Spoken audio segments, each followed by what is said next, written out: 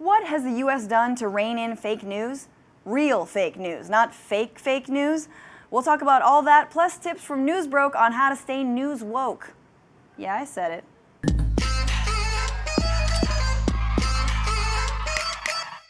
Hey everyone, you know, the term fake news at this point feels totally meaningless, especially ever since President Trump got a hold of it to describe any coverage he didn't like. Fake news is now just an empty insult. Pretty soon the Real Housewives of New Jersey will be lobbing it at one another over brunch. Teresa, you're trash, you're fake news, and everyone knows it. And there are those who call news that's one-sided, sloppy, or corporate fake, which is also inaccurate. The word you're looking for is bad, or Fox. Because even though CNN has round-the-clock coverage of the Trump-Russia story, that doesn't mean the story is false, it's just over-covered. Actually, back to the Real Housewives, CNN is the Real Housewives of news. The problems and people are real, but the endless squawking about them makes them feel fake. But real fake news is real.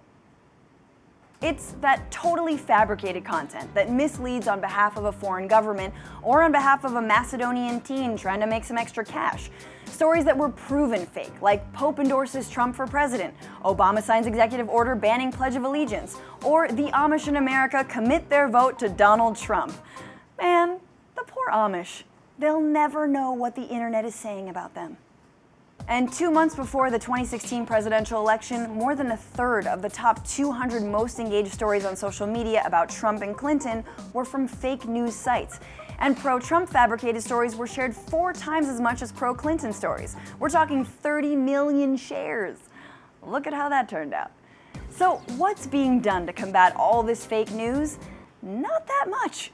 45% of Americans think it's the government's job to control it, but guess what? It doesn't. Neither the Federal Communications Commission nor the FBI have dedicated efforts to investigate or regulate disinformation online. Instead, former FBI Director James Comey put the responsibility back onto citizens. The most important thing to be done is people need to be aware of the possibility that what they're reading has been shaped by troll farms looking to push message on Twitter to undermine our confidence. Did he just say troll farms? They have farms now? And on that farm he had a troll, SJW, with a cuck here and a cuck there, here a cuck, there a cuck. Also, just out of curiosity, how did the most watched news network in the country respond to Comey's warning? I wish I'd hear less from the FBI director. I feel like the FBI director should be doing what the FBI director should be doing, which is investigating different things that, you know, the White House and Russia are asking him to investigate. You know, that's a really great point. You know what I'm tired of? Meteorologists always talking about the weather. Sun this, rain that. How about a little respect for our commander-in-chief? Other countries, however, are taking the threat of disinformation through fake news very seriously. The EU and NATO are setting up a center in Finland to combat disinformation. And yeah, the US is part of NATO, but given Trump's thoughts on NATO and Russian meddling, the center will probably end up being called the Crooked Hillary Hub for Globalist Hysteria, #sad. Germany recently approved a bill that would fine Facebook and Twitter up to €50 million for not removing hateful or false information. The Czech Republic is setting up a fake news unit of 15 agents, and Sweden is starting in schools, launching programs that teach kids how to discern reliable from unreliable sources. They even enlisted the help of a comic strip called Bamse. In one story, Shellman and Nina Rabbit tell their friend Little Hop that an article he read online isn't verified and won't hold up for an article. Ashamed, Little Hop agrees. Well, lesson learned. Next week's comic, Little Hop discovers 4chan. Run, Little Hop! But back in the inverted reality known as the United States, a lot of the onus to stop fake news is also being put on tech companies. After the election, Facebook's Mark Zuckerberg, however, doubted that fake news on his site had any impact on voters. The idea that fake news on Facebook, of which it's a very small amount of the content, influenced the election in any way, I think, is a pretty crazy idea. So then why are you stammering, you blushing billionaire? Facebook reaches 2/3 of all American adults and was the #1 sharing platform for fake news during the election. But you'd know that, Mark, if you had an unemployed cousin with too much time on his hands. You're telling me there isn't a Dwayne Zuckerberg in the family trolling your wall right now about how Hillary founded ISIS? But a few months later, Facebook did finally roll out a system that notifies you if you're about to share an article that's been disputed by fact checkers. Take that, cousin Dwayne. And then there's Google, whose AdSense program allowed many sites to make a lot of money from fake news. Google ended up banning 200 sites from using its AdSense service after the election, targeting people like Paul Horner, who runs the website abcnews.com.co, the super not suspicious news site every senior citizen accidentally bookmarked. Horner says thanks to Google AdSense, he made up to $10,000 a month posting fake stories like the one about a paid protester, which was tweeted by Eric Trump as fact. Horner, however, swears he's not a fake news writer, he's a satirist. I enjoy writing. I love writing comedy. I do comedy. I throw comedy shows. I do stand-up comedy. I love writing humor. I love writing comedy. I love writing. Oh, pro tip, Paul. The more you repeat a word, the more suspicious it becomes. Hi, I'm Dr. Chan. I'm your doctor. You're at a doctor's office. Here I do doctor exams. These are my doctor tools. I love doctoring. Ready to doctor? Let's doc. Still, critics say tech companies' efforts haven't been good enough. Fake news writers like Horner can still find ways to make money off ads without Google's help. And the Facebook fake news alert can sometimes have the opposite desired effect. The Guardian reported that after Facebook flagged a bogus article about Irish slaves, traffic to that article soared. Which makes sense if you think about it.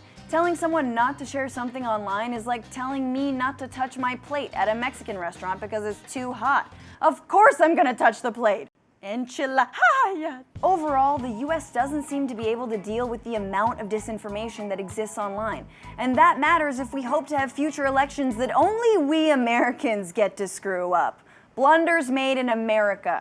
Former President Obama did set up a global engagement center to counter propaganda coming from groups like ISIS.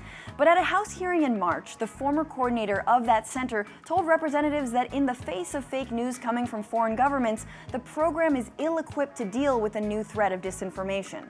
The sobering fact is that we're still far from where we ultimately need to be to operate in the modern information environment. So like better than Little Hop or... Okay. Fake news exposes the cruel paradox of the internet. The upside is that it's a place for alternative media and independent voices. And the downside is that it's a place for alternative media and independent voices. And when distrust in the mainstream media is already high, those independent voices might tell you something really important, or they might tell you NASA's running a child sex colony on the moon. And it's up to you not to be a gullible turd. Because at this point, the best defense against fake news is us. But how do you, viewers of Newsbroke, stay news woke? Think of the news media like a balanced diet. Remember the food pyramid you learned about in elementary school? Well, we present the media pyramid. First, you've got your fruits and your vegetables, which should make up a good amount of what you consume. Reputable outlets that have things like fact checkers and really hard crossword puzzles. Then you've got your grains and starches, TV news media. Hard to avoid because it's everywhere. Easy on the white refined flour, Fox News. It fills you up but has absolutely no nutrients. For real nourishment, you need protein, investigative stuff. It's filling and important. Next, you got your dairies, outlets that you know have a particular bent, so just enjoy them in moderation. Like cheese. Consume as much as you want, but maybe don't brag about it. Then there's stuff that's not even on the pyramid, things you should never consume, like pink slime or poison. That's InfoWars and YouTubers who just take down other YouTubers' videos. Stay away. And finally, you got your sugars and your fats. News comedy. You crave us. You want us. Don't only consume us. I like to think that Newsbroke, though, is the dried mango slices of news. We kind of count as fruit, but we're also tasty. And you don't have to feel bad about binging us. Also, though, eat a real meal. Because our researcher the other week ate a whole bag of dried mangoes on an empty stomach and had to go number 3 for a week. It was not fun for her. But for us, it's a teachable moment. So, Newsbroke viewers, arm yourself with this media pyramid, and before you go sharing an article about how RuPaul was touched by Donald Trump in the 90s, check yourself before you riggedy-wreck America. Hey, once again, thank you for watching Newsbroke, and as always, this is your moment to subscribe and support this channel. Watch all the previous videos, watch all the videos to come, and by the way, videos to come, we've got next week, Friday the 21st, we are going live, second time ever, with the Young Turks' Hassan Piker, so make sure to tune into that. Also, tell us about your media diet. How do you know what to consume and how much of it to consume? Let us know in the comments below, and we'll see you next week.